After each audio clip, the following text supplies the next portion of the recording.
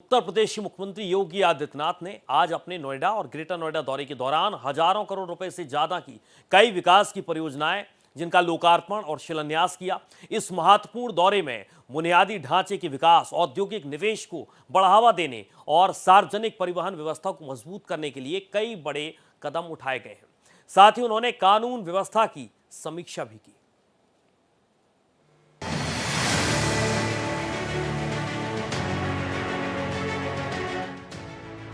उत्तर प्रदेश के मुख्यमंत्री योगी आदित्यनाथ ने अपने ग्रेटर नोएडा दौरे पर एक बार फिर अंधविश्वास पर जबरदस्त चोट की। नोएडा में आयोजित यूपी इंटरनेशनल ट्रेड शो के कार्यक्रम को संबोधित करते हुए उन्होंने नोएडा से जुड़ी एक दिलचस्प कहानी भी सुनाई कि कैसे साल 2017 से पहले गौतम बुद्ध नगर जिले को मुख्यमंत्रियों के लिए मनहूस माना जाता था। 2017 में जब सीएम बनने के बाद वो खुद मेट्रो का उद्घाटन करने पहुंचे थे तो लोग हैरान रह गए थे। उन्होंने कहा कि न सिर्फ वो अपशकुन वाला अंधविश्वास टूटा है, बल्कि पिछले 9 वर्षों में जिस जेवर क्षेत्र की पहचान पिछड़ेपन और असुरक्षा से होती थी, आज वही क्षेत्र जंगल राज से मंगल राज की ओर बढ़ चुका है। ये पूरा इलाका देश के सबसे बड़े औद्योगिक केंद्र के रूप में विकसित हो चुका है और यहाँ तेजी से निवेश बढ़ रहा है। कभी उत्तर प्रदेश का जंगल राज कहा जाने वाला जेवर आज मंगल राज के रूप में बदल गया है। अभी मैं जेवर एयरपोर्ट में लैंड किया था। कितनी शानदार एयरपोर्ट की सौगात प्रधानमंत्री जी के कर कमलों से मिली है और अब उसने कॉमर्शियल फ्लाइट शुरू कर दी है। अनेक यहां पे निवेश के प्रस्ताव आ रहे हैं। आज का ही जो निवेश का जो शिलान्यास हो रहा है वह 6,785 करोड़ रुपए का है।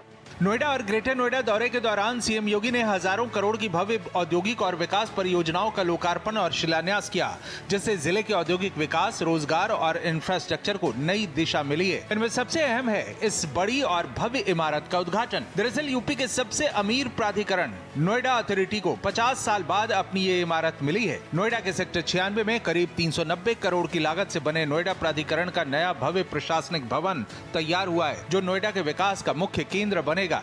50 साल पहले नोएडा की स्थापना के बाद से उसके ऑफिस अलग अलग जगहों पर चल रहे थे, लेकिन अब नोएडा ग्रेटर नोएडा एक्सप्रेसवे की 45 मीटर सर्विस रोड पर स्थित ये भवन शहर की प्रमुख सड़कों से अच्छी तरह जुड़ा हुआ है। सीएम योगी ने यमुना सिटी के सेक्टर 10 में अंबर एंटरप्राइजेज और एसेंट सर्किट्स के मेगा इलेक्ट्रॉनिक्स मैन्युफैक्चरिंग प्लांट की आधारशिला भी रखी, जबकि दौरे की शुरुआत में जेवर एयरपोर्ट पहुंचे और वहां से यमुना प्राधिकरण क्षेत्र के सेक्टर 8 में सील के सोलर प्लांट उत्पादन यूनिट का शिलान्यास किया।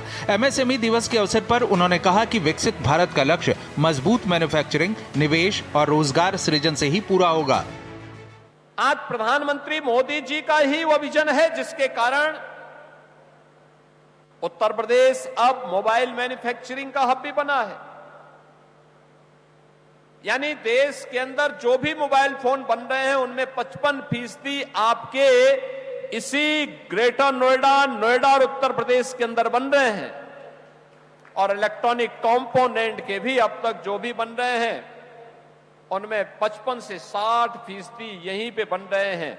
और मेरा मानना है कि अंबर ग्रुप के साथ कोरिया सर्किट का यह निवेश इलेक्ट्रॉनिक मैन्युफैक्चरिंग की दिशा में एक नया क्रांतिकारी कदम होगा। 2027 के चुनाव के मद्देनजर प्रमुख विपक्षी अखिलेश यादव लगातार योगी सरकार पर हमले कर रहे हैं। मौका चाहे कुछ भी हो, वो सरकार को घेरने से चूकते नहीं। जो लोग इस माहौल को समझ रहे हैं वो जानते हैं कि उत्तर प्रदेश में भारतीय जनता पार्टी को हटाना कितना जरूरी है। मैं फिर कहता हूं, वो बात दोहराता हूं, यूपी में भारतीय जनता पार्टी जीत गई। मैं डरा नहीं रहा हूं। बंगाल का चुनाव तो देखा ना सबने, यहाँ के बाई इलेक्शन तो देखे ना।